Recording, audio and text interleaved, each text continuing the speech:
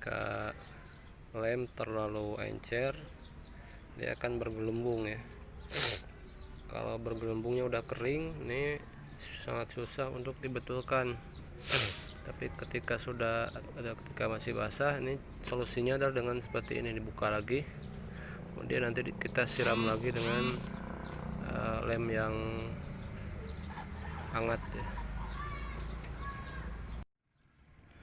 Nah, ini kita kasih lem lagi. Kalau ada masalah seperti menggelembung, dibongkar lagi dan dikasih lem hangat lagi seperti ini, kemudian kita tutup lagi sini.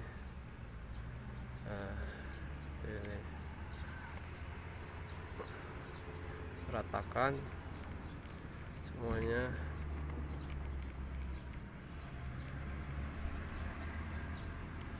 Seperti itu.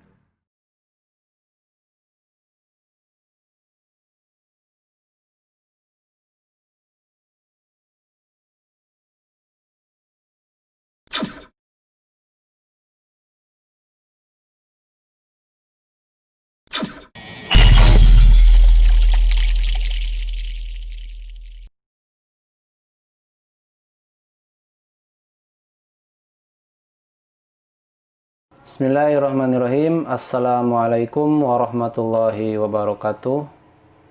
Alhamdulillah, dalam kesempatan ini bertemu lagi dengan saya di channel ini yang membahas tentang seputar trik dan tips pembuatan busur hornbow atau bisa disebut juga dengan busur komposit. Bagi teman-teman yang belum subscribe, silahkan subscribe dulu ya, di mana, sebelah sini ya, nah situ bawah, agar tidak ketinggalan dengan video terbaru dari channel ini.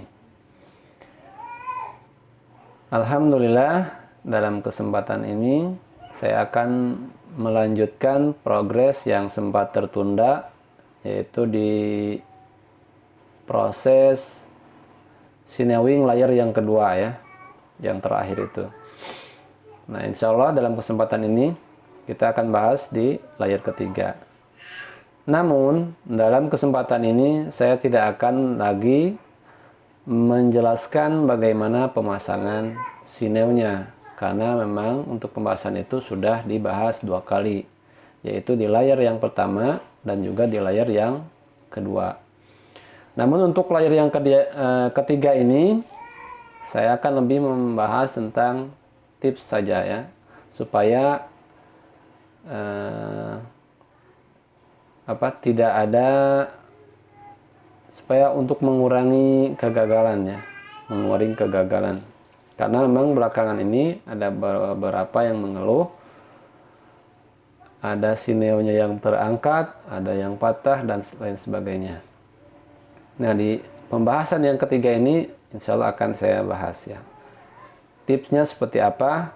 Simak sampai tuntas ya.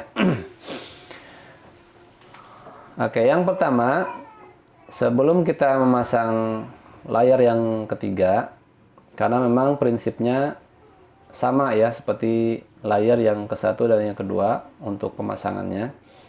Namun kemarin ada beberapa yang terlewatkan ya untuk tipsnya.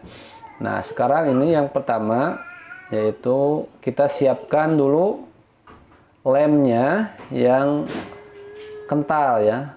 Jadi siapkan lem itu yang kental, tetapi jangan terlalu kental juga ya. Jadi kondisi lemnya itu enggak encer ya. Kenapa? Kalau terlalu encer, nah ini salah satu penyebab banyaknya terangkat sineo itu. Jadi sineo itu tidak menempel dengan baik karena memang kekurangan lem. Karena yang masuk itu, yang menyerap ke serat sineo itu bukan lem tapi air, kadar air yang banyak itu, makanya tidak cocok ya. Jadi harus kondisi kental ya. Seperti mungkin bisa kalau saya bilang seperti madu ini ya, kentalnya itu. Jadi kalau kita jatuhkan dari atas itu si airnya itu nggak putus. Nah itu saya sebut kental. Itu yang pertama, kita siapkan lem yang kental. Tapi jangan terlalu kental ya, hati-hati. Karena kalau terlalu kental itu nanti susah untuk mengatur sineonya ketika ngetur di kasan atau dan di handle. Kalau terlalu kental, emang keburu kering gitu si ininya. Tapi yang pas aja. Intinya jangan terlalu encer. Seperti itu. Kemudian yang kedua, siapkan juga seratnya yang seratnya itu udah ini lembut ya. Jangan masih kasar dipaksakan untuk dipakai. Yang pertama, kalau terlalu kasar itu lem tidak nyerap dengan baik ya. Karena memang belum kebuka seratnya. Tapi kalau udah halus, pertama hasilnya akan bagus, dan yang kedua lem itu dia menyerap dengan baik, dan itu untuk menghindari terangkatnya sineo itu seperti yang banyak terjadi ya. Nah setelah kita siapkan seratnya yang halus, kemudian kita masukkan ke lem. Nah dalam proses ini juga yang mungkin jangan terlalu tergesa-gesa ya, jangan cepat-cepat ya.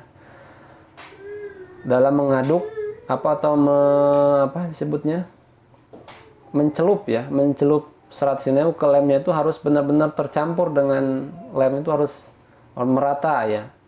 Jangan baru satu kali kita celupkan langsung kita pasang, jangan ya. Tapi kita urut-urut dulu sampai benar-benar si lemnya itu menyerap dengan baik ke serat sineonya. Nah setelah tercampur dengan baik, nah baru kita tempelkan ke bagian core-nya, dan cara-caranya seperti yang di layer 1 dan layer yang kedua. Nah setelah itu lakukan pemijitan ya. Setelah dipasang, lakukan pemijitan. Nah fungsi pemijitan ini untuk menekan udara yang terjebak di dalam ya. Kalau tidak kita tekan seperti ini, nah itu akan ada udara yang terjebak di dalam core itu. Nah itu tidak akan, kalau ada udara yang terjebak, nanti warnanya itu akan terlihat putih ya, beda dengan yang lainnya. Kalau yang tercampur dengan lem dengan baik itu dia warnanya akan bening, sementara yang ada udaranya dia akan berwarna putih. Nah seperti itu. Setelah kita pijit, kita ratakan. Nah, misalkan ini yang bagian sini juga sudah sama, kita pasang, udah kita ratakan juga. Nah setelah ini udah terpasang semuanya, baru kita lakukan penarikan tali ya, tali ini. Karena kalau kebanyakan kesalahan, kalau setelah dipasang ini, tali ini nggak ikut dikerutkan juga. Nah ini biasanya banyak yang terangkat juga. Jadi setelah terpasang di core itu, langsung kita tarik bagian ininya, kita tarik seperti ini. Ini fungsinya supaya ketika sineo udah kering itu tidak terangkat sineonya, karena memang sifatnya sineo itu ketika dia kering dia itu akan mengerut surut. Jadi dia akan surut. Kalau dia tidak kuat untuk menarik ini, maka dia akan terangkat ya, terangkat. Makanya kita harus menambah refleksnya dengan cara ditarik lagi ya. Tapi nariknya sekali lagi jangan terlalu banyak. Kalau terlalu banyak, sambil dilihat saja kondisi nanti, misalkan bagian di limnya itu kalau terlihat ada lipatan, sineonya itu melipat, nah itu berarti kalau terlalu terlalu banyak nariknya. Tapi secukupnya aja nariknya. Nah setelah kita tarik, udah selesai nih daunnya. Kemudian kita gantung ya di tempat yang ada Kalau bisa itu di apa, ada anginnya, angin smirwing gitu ya. Jadi tertiup angin, dia keringnya tertiup angin. Biasanya kalau saya itu di bawah asbes itu agak panas juga, tapi tidak langsung terkena matahari ya. Di luar misalkan ada asbes, ada tiupan anginnya, nah itu bagus sekali untuk pengeringan. Nah setelah itu baru kita pantau, jangan dibiarkan begitu saja ya. Setelah pasang sineo biarkan saja. Nah itu kebanyakan seperti itu, nanti akan terlihat apa ketika ada yang tidak apa terpenuhi lem, atau misalkan ada bagian serat sineo yang kurang lem atau ada yang terangkat, itu tidak akan terkontrol. Tahu-tahu udah kering, kok ini udah terangkat begini, kan repot memperbaikinya kalau udah kering. Tapi kalau masih basah, misalkan 1 jam nih setelah sinewing, kita kontrol lagi. Karena 1 jam itu enggak langsung begitu kering, ya agak kering lah gitu. Tapi masih bisa kita geser-geser sineonya itu. Nah, misalkan kondisi 1 jam itu nanti kita akan terlihat yang kurang lem, yang ngangkat itu akan terlihat. Warnanya pokoknya warnanya putih. Kalau ada warna putih langsung aja dipijit ya, langsung ditekan, kita ratakan lagi pakai tangan, dipencet ya. Nah, kalau misalkan pakai tangan masih tetap ngangkat, nah berarti itu kurang narik talinya. Talinya harus dikencengin lagi. Nah, kalau misalkan masih tetap juga, nah berarti itu kurang lem. Maka kita kasih lem lagi, disiram lagi dengan lem yang hangat. Kemudian kita ratakan lagi sambil dipijit-pijit sampai yang putihnya menghilang. Seperti itu. Nah, baru setelah itu, misalkan setelah putih-putihnya udah hilang, nggak ada, baru kita lepas. Tidak dikontrol. Bisa dibiarkan gitu.